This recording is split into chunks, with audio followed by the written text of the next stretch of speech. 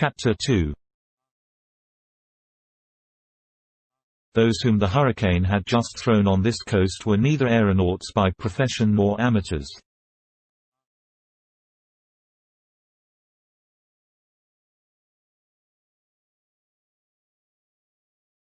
They were prisoners of war whose boldness had induced them to escape in this extraordinary manner.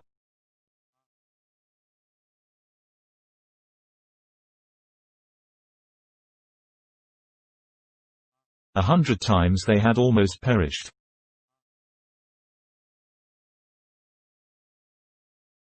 "100 times had they almost fallen from their torn balloon into the depths of the ocean.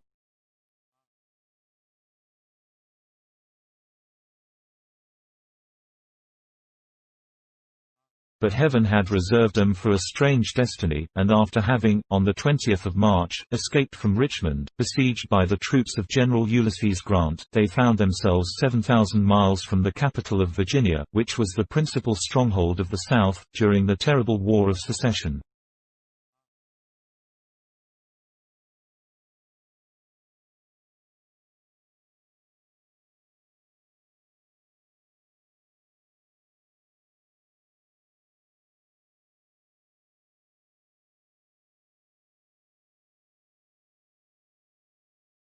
Their aerial voyage had lasted 5 days.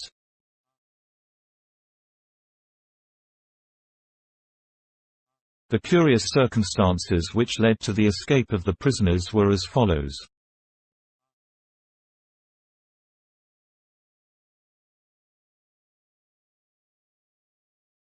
That same year, in the month of February, 1865, in one of the coups de main by which General Grant attempted, though in vain, to possess himself of Richmond, several of his officers fell into the power of the enemy and were detained in the town.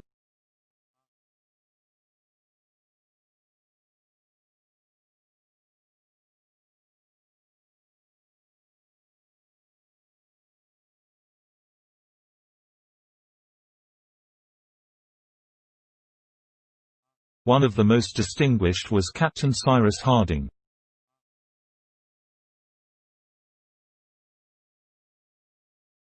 He was a native of Massachusetts, a first-class engineer, to whom the government had confided, during the war, the direction of the railways, which were so important at that time.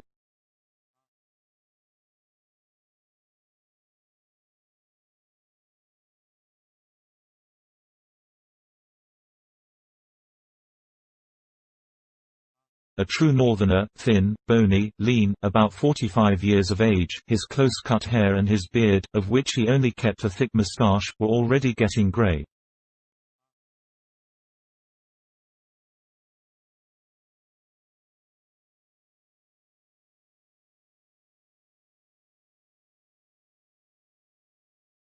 He had one of those finely developed heads which appear made to be struck on a medal, piercing eyes, a serious mouth, the physiognomy of a clever man of the military school.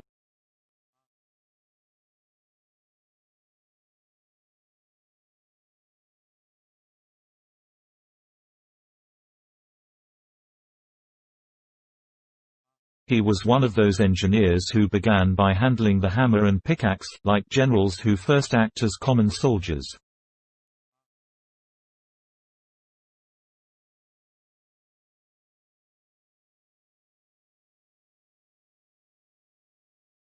Besides mental power, he also possessed great manual dexterity.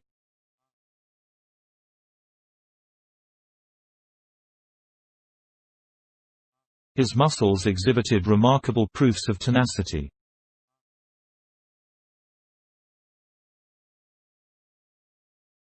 A man of action as well as a man of thought, all he did was without effort to one of his vigorous and sanguine temperament.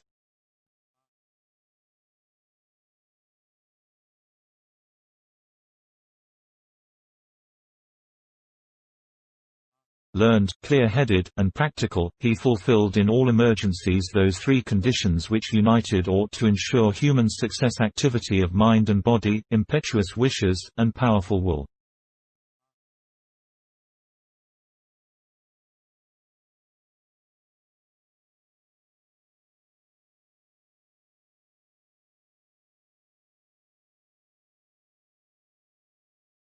He might have taken for his motto that of William of Orange in the 17th century, "I can undertake and persevere even without hope of success."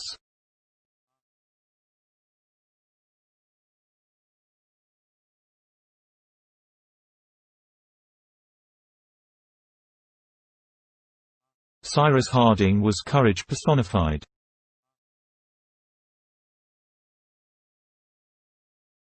He had been in all the battles of that war.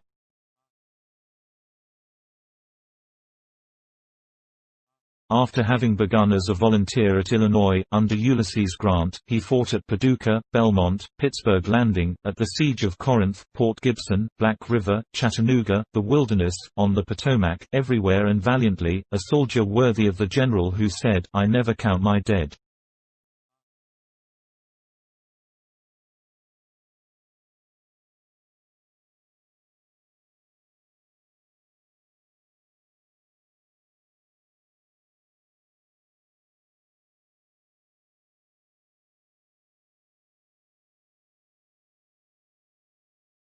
And hundreds of times Captain Harding had almost been among those who were not counted by the terrible Grant, but in these combats where he never spared himself, fortune favored him till the moment when he was wounded and taken prisoner on the field of battle near Richmond.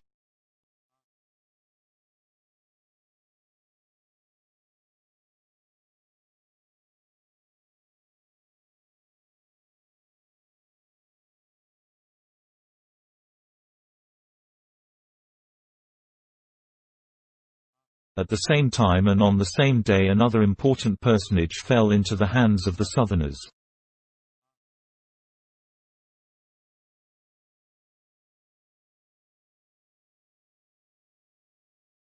This was no other than Gideon Spilett, a reporter for the New York Herald, who had been ordered to follow the changes of the war in the midst of the Northern armies.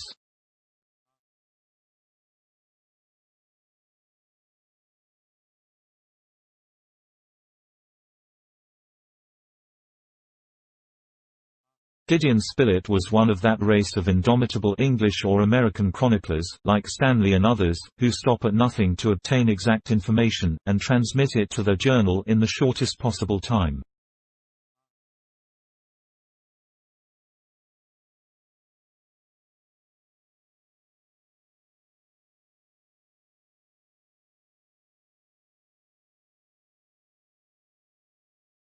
The newspapers of the Union, such as the New York Herald, are genuine powers, and their reporters are men to be reckoned with.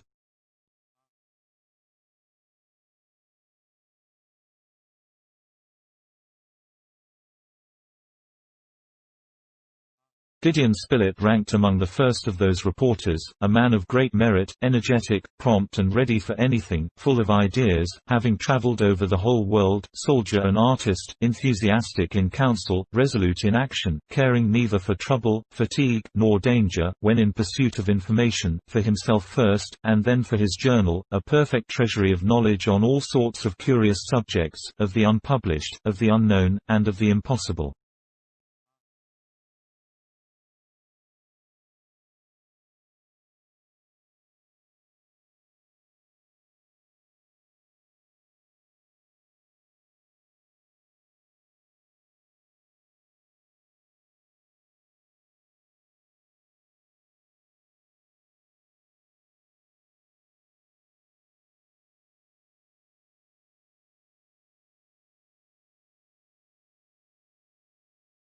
He was one of those intrepid observers who write under fire, reporting among bullets, and to whom every danger is welcome.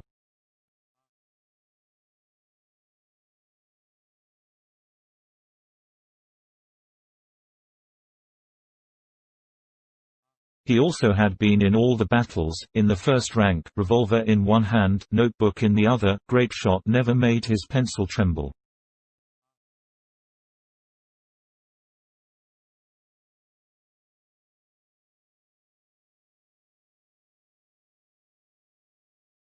He did not fatigue the wires with incessant telegrams, like those who speak when they have nothing to say, but each of his notes, short, decisive, and clear, threw light on some important point.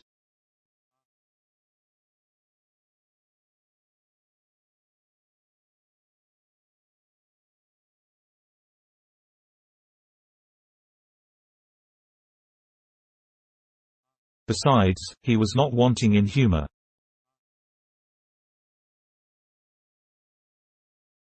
It was he who, after the affair of the Black River, determined at any cost to keep his place at the wicket of the telegraph office, and after having announced to his journal the result of the battle, telegraphed for 2 hours the first chapters of the Bible.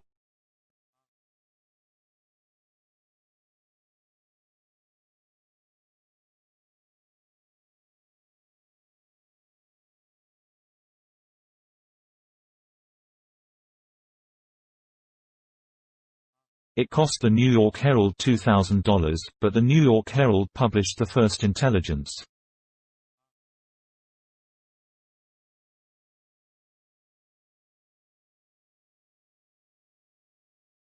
Gideon Spilett was tall. He was rather more than 40 years of age.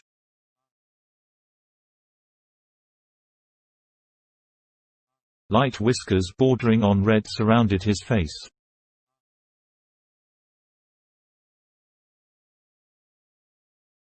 His eye was steady, lively, rapid in its changes.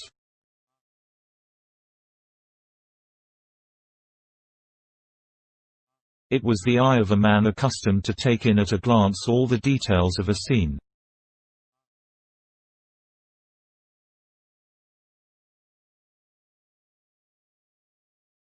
Well built, he was inured to all climates, like a bar of steel hardened in cold water.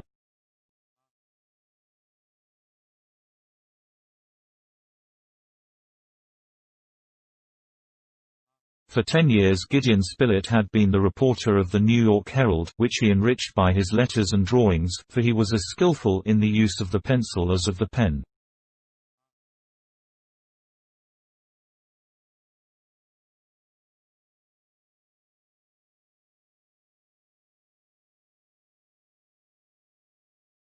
When he was captured, he was in the act of making a description and sketch of the battle.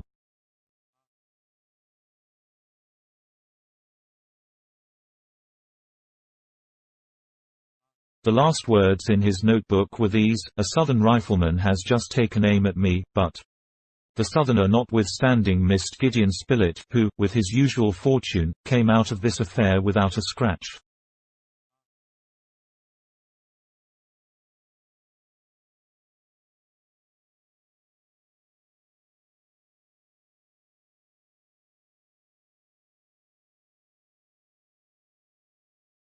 Cyrus Harding and Gideon Spilett, who did not know each other except by reputation, had both been carried to Richmond.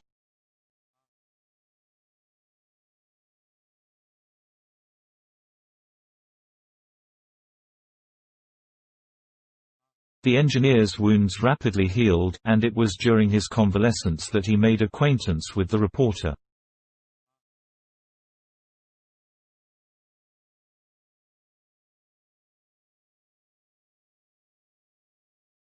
The two men then learned to appreciate each other.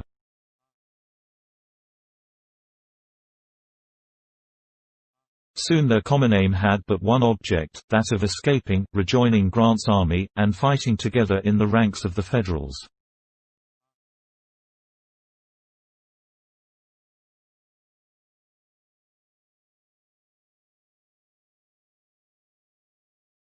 The two Americans had from the first determined to seize every chance, but although they were allowed to wander at liberty in the town, Richmond was so strictly guarded, that escape appeared impossible.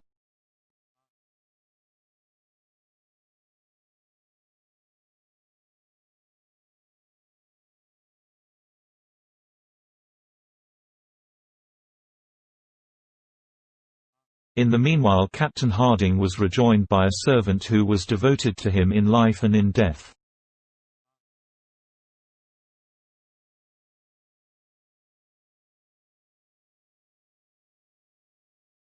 This intrepid fellow was a Negro born on the engineer's estate, of a slave father and mother, but to whom Cyrus, who was an abolitionist from conviction and heart, had long since given his freedom.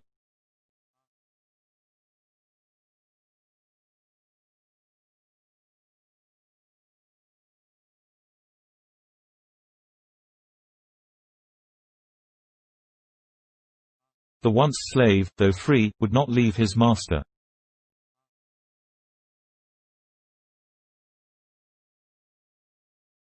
He would have died for him.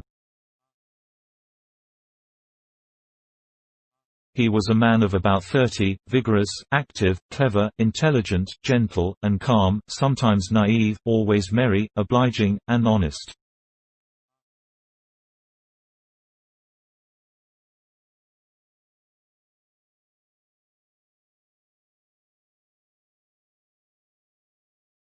His name was Nebuchadnezzar, but he only answered to the familiar abbreviation of Neb.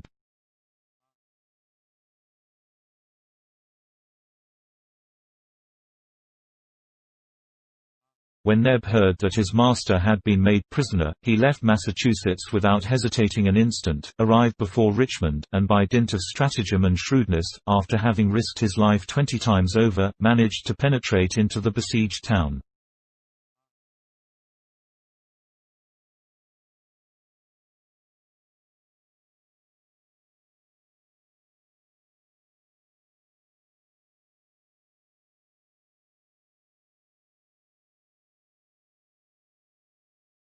The pleasure of Harding on seeing his servant, and the joy of Neb at finding his master, can scarcely be described.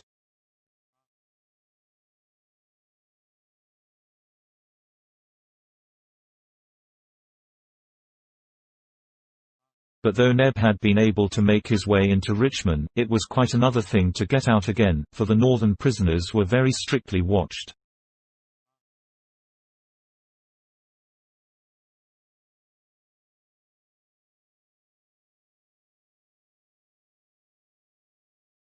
Some extraordinary opportunity was needed to make the attempt with any chance of success, and this opportunity not only did not present itself, but was very difficult to find.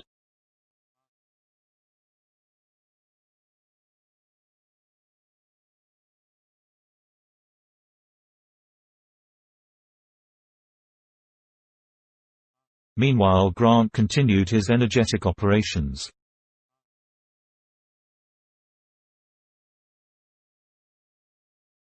The victory of Petersburg had been very dearly bought.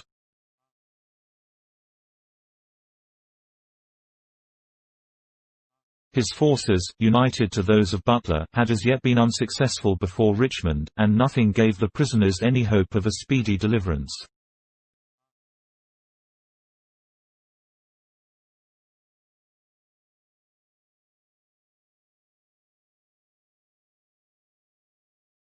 The reporter, to whom his tedious captivity did not offer a single incident worthy of note, could stand it no longer.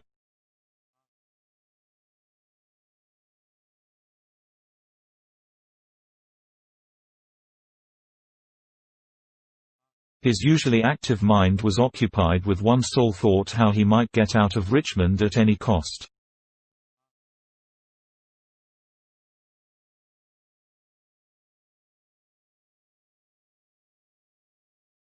Several times had he even made the attempt, but was stopped by some insurmountable obstacle.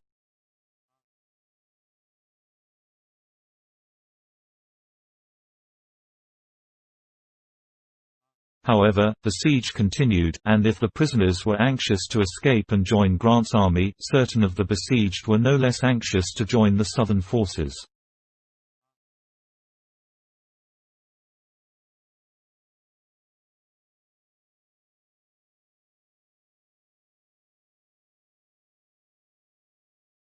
Among them was one Jonathan Forster, a determined Southerner.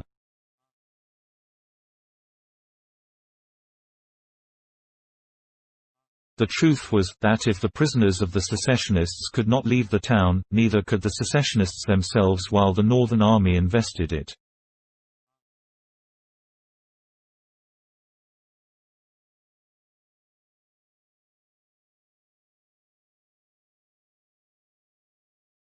The governor of Richmond for a long time had been unable to communicate with General Lee, and he very much wished to make known to him the situation of the town, so as to hasten the march of the army to their relief.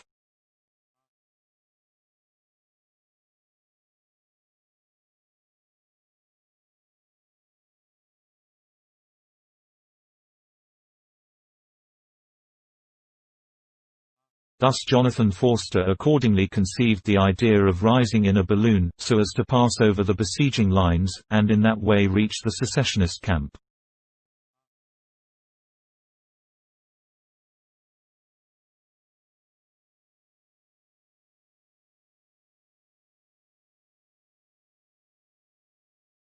The governor authorized the attempt.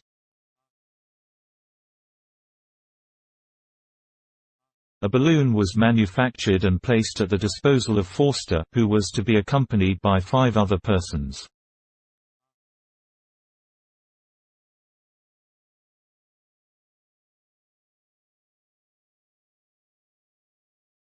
They were furnished with arms in case they might have to defend themselves when they alighted, and provisions in the event of their aerial voyage being prolonged.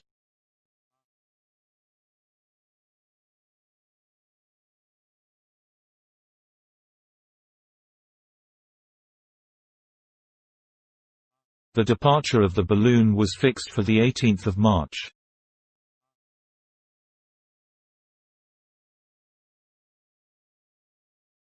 It should be effected during the night, with a northwest wind of moderate force, and the aeronauts calculated that they would reach General Lee's camp in a few hours.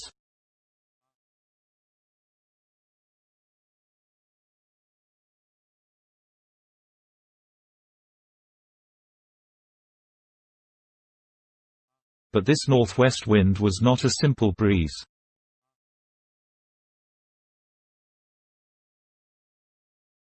From the 18th it was evident that it was changing to a hurricane.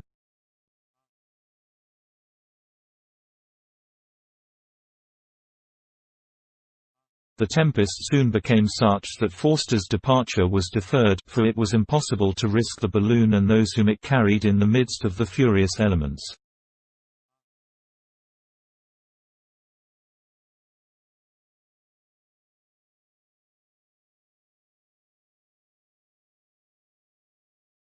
The balloon, inflated on the Great Square of Richmond, was ready to depart on the first abatement of the wind, and, as may be supposed, the impatience among the besieged to see the storm moderate was very great.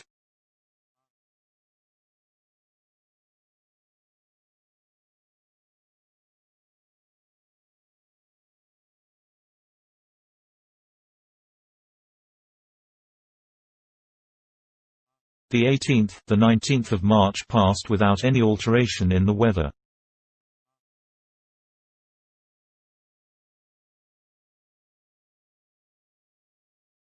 There was even great difficulty in keeping the balloon fastened to the ground, as the squalls dashed it furiously about.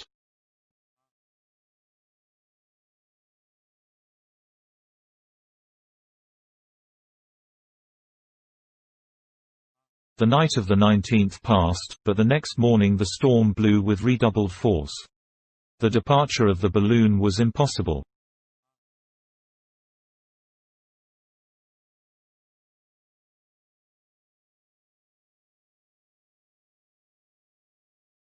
On that day the engineer, Cyrus Harding, was accosted in one of the streets of Richmond by a person whom he did not in the least know.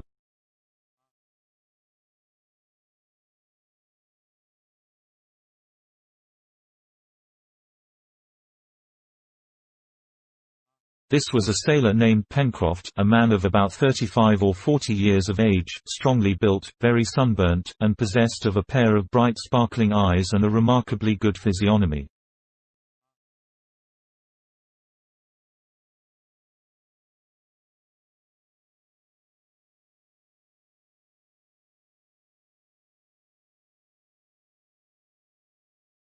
Pencroft was an American from the north, who had sailed all the ocean over, and who had gone through every possible and almost impossible adventure that a being with 2 feet and no wings would encounter.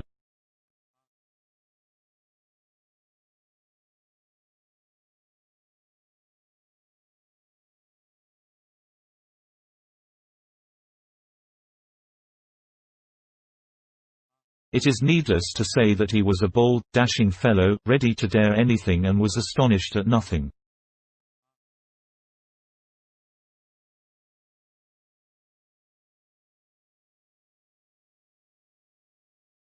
Pencroft at the beginning of the year had gone to Richmond on business, with a young boy of 15 from New Jersey, son of a former captain, an orphan, whom he loved as if he had been his own child.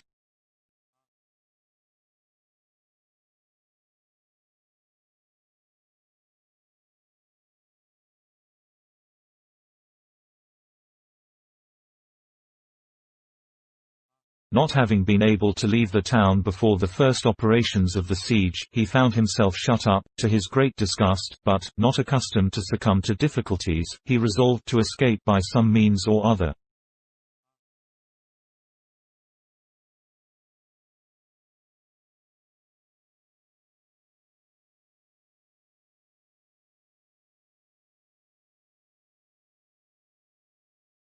He knew the engineer officer by reputation, he knew with what impatience that determined man chafed under his restraint.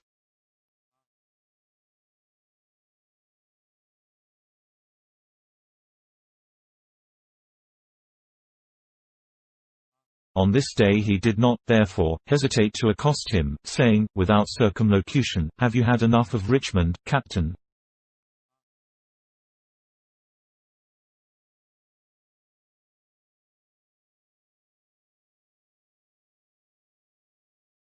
The engineer looked fixedly at the man who spoke, and who added, in a low voice, "Captain Harding, will you try to escape?"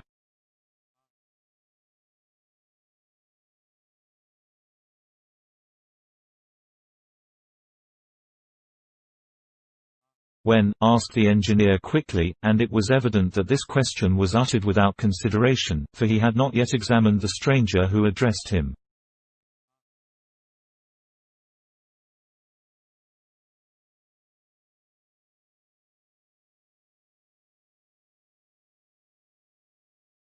But after having with a penetrating eye observed the open face of the sailor, he was convinced that he had before him an honest man.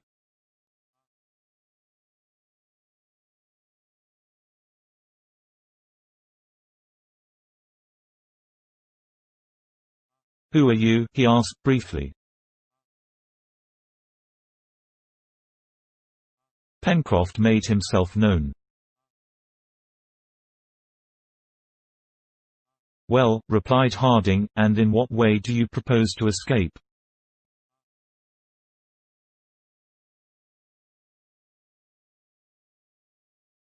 "By that lazy balloon which is left there doing nothing, and which looks to me as if it was waiting on purpose for us."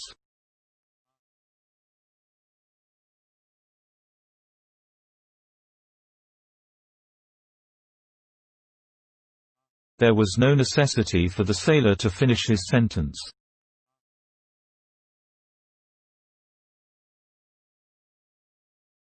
The engineer understood him at once.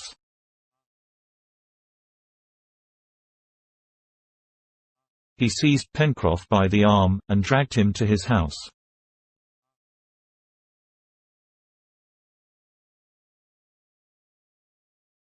There the sailor developed his project, which was indeed extremely simple.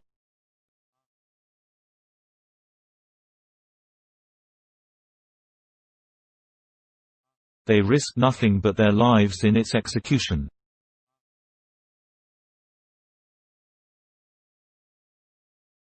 The hurricane was in all its violence, it is true, but so clever and daring an engineer as Cyrus Harding knew perfectly well how to manage a balloon.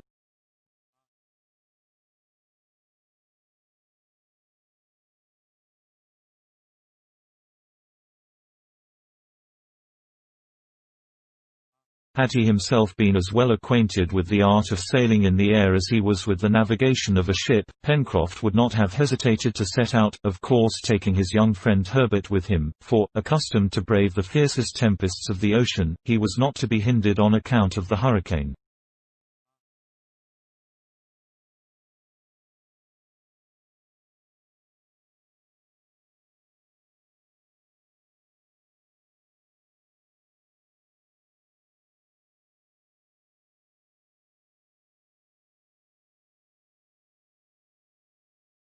Captain Harding had listened to the sailor without saying a word, but his eyes shone with satisfaction. Here was the long sought-for opportunity, he was not a man to let it pass.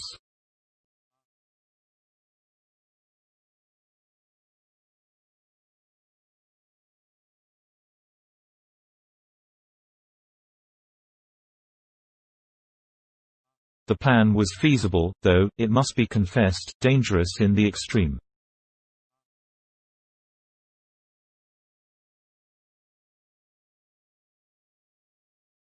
In the night, in spite of their guards, they might approach the balloon, slip into the car, and then cut the cords which held it.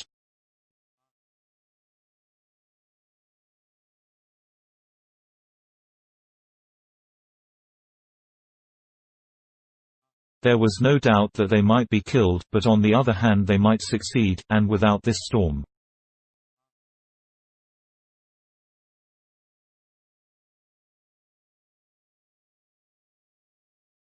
Without this storm the balloon would have started already and the looked-for opportunity would not have then presented itself.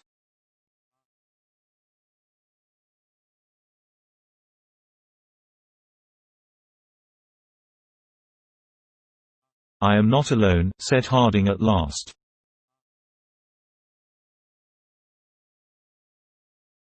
"How many people do you wish to bring with you?" asked the sailor.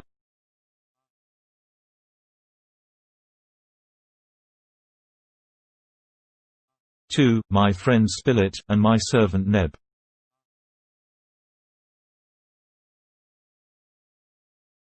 "That will be 3, replied Pencroft, "and with Herbert and me 5.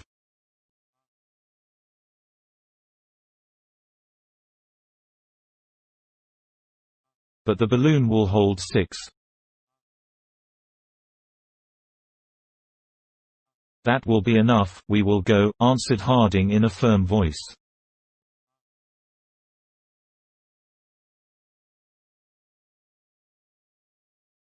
This "we" included Spilett, for the reporter, as his friend well knew, was not a man to draw back, and when the project was communicated to him he approved of it unreservedly.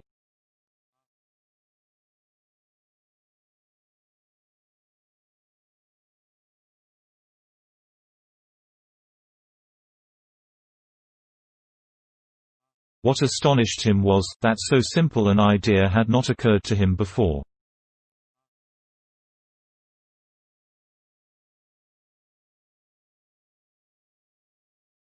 As to Neb, he followed his master wherever his master wished to go.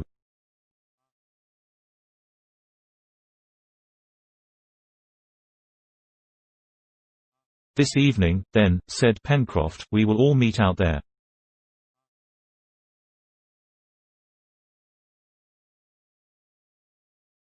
"This evening, at 10 o'clock, replied Captain Harding, "and heaven grant that the storm does not abate before our departure."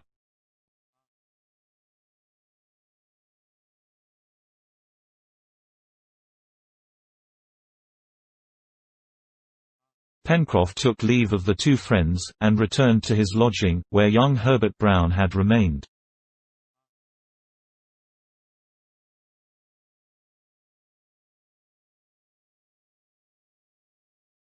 The courageous boy knew of the sailor's plan, and it was not without anxiety that he awaited the result of the proposal being made to the engineer.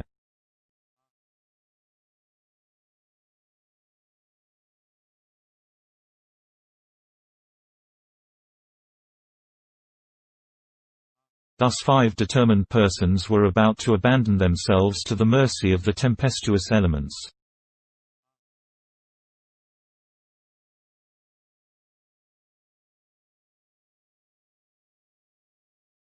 No, the storm did not abate, and neither Jonathan Forster nor his companions dreamed of confronting it in that frail car.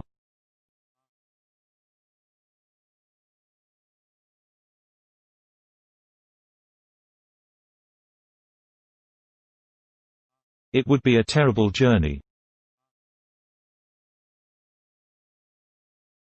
The engineer only feared one thing, it was that the balloon, held to the ground and dashed about by the wind, would be torn into shreds.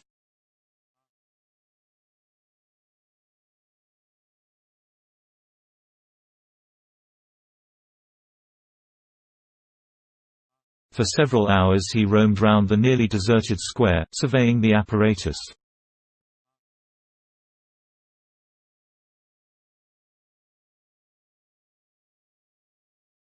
Pencroff did the same on his side, his hands in his pockets, yawning now and then like a man who did not know how to kill the time, but really dreading, like his friend, either the escape or destruction of the balloon.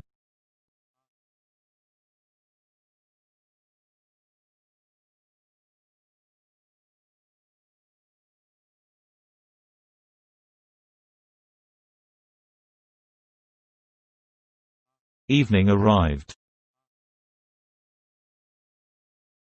The night was dark in the extreme. Thick mists passed like clouds close to the ground.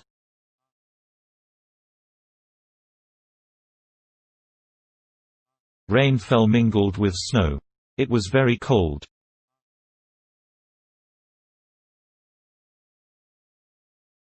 A mist hung over Richmond. It seemed as if the violent storm had produced a truce between the besiegers and the besieged, and that the cannon were silenced by the louder detonations of the storm.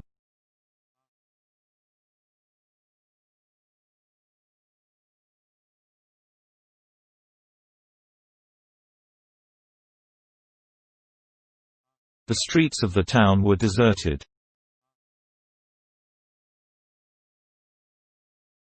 It had not even appeared necessary in that horrible weather to place a guard in the square, in the midst of which plunged the balloon.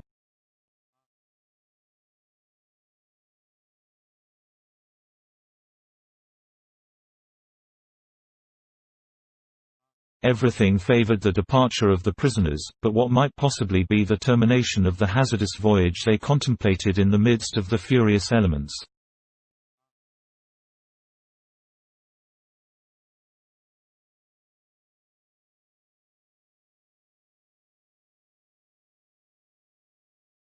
"Dirty weather," exclaimed Pencroff, fixing his hat firmly on his head with a blow of his fist, "but be sure, we shall succeed all the same."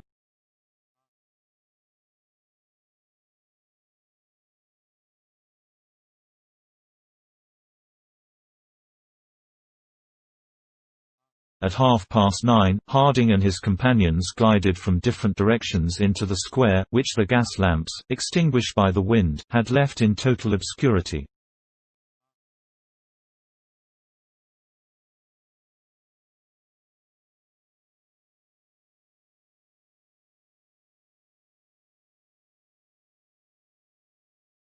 Even the enormous balloon, almost beaten to the ground, could not be seen.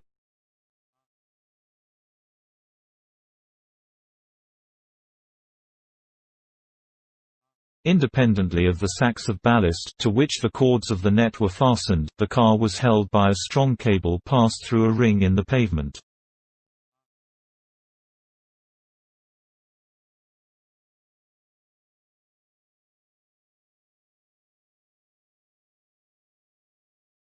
The 5 prisoners met by the car.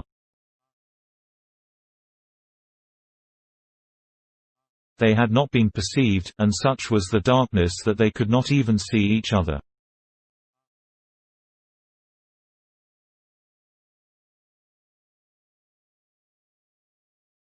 Without speaking a word, Harding, Spilett, Neb, and Herbert took their places in the car, while Pencroff by the engineer's order detached successively the bags of ballast.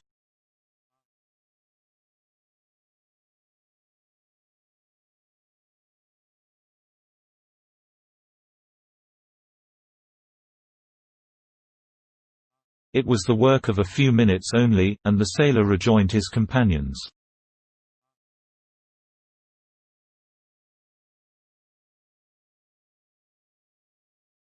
The balloon was then only held by the cable, and the engineer had nothing to do but to give the word.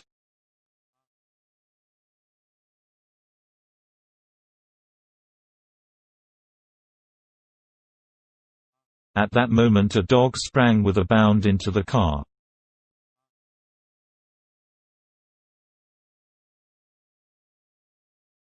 It was Top, a favorite of the engineer.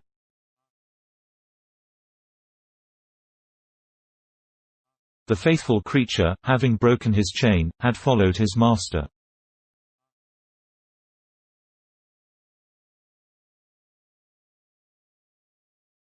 He, however, fearing that its additional weight might impede their ascent, wished to send away the animal.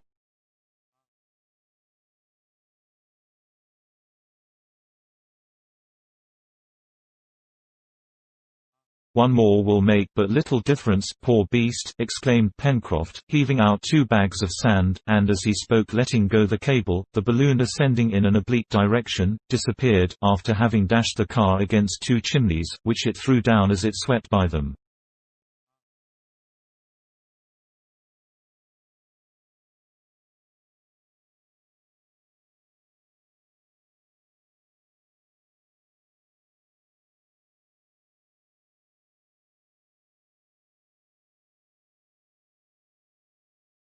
Then, indeed, the full rage of the hurricane was exhibited to the voyagers.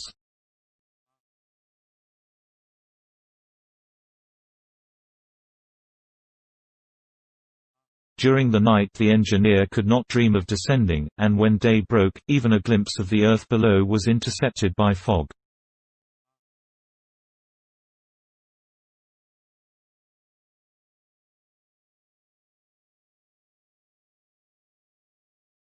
Five days had passed when a partial clearing allowed them to see the wide extending ocean beneath their feet, now lashed into the maddest fury by the gale.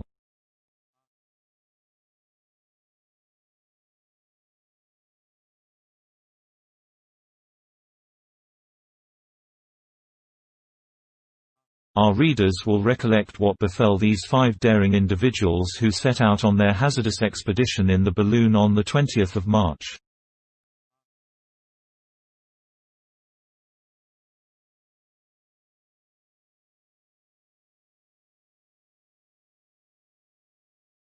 Five days afterwards 4 of them were thrown on a desert coast, 7,000 miles from their country.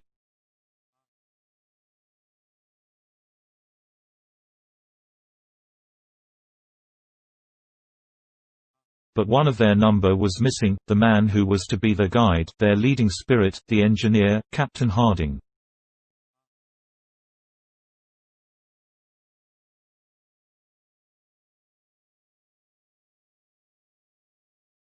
The instant they had recovered their feet, they all hurried to the beach in the hopes of rendering him assistance.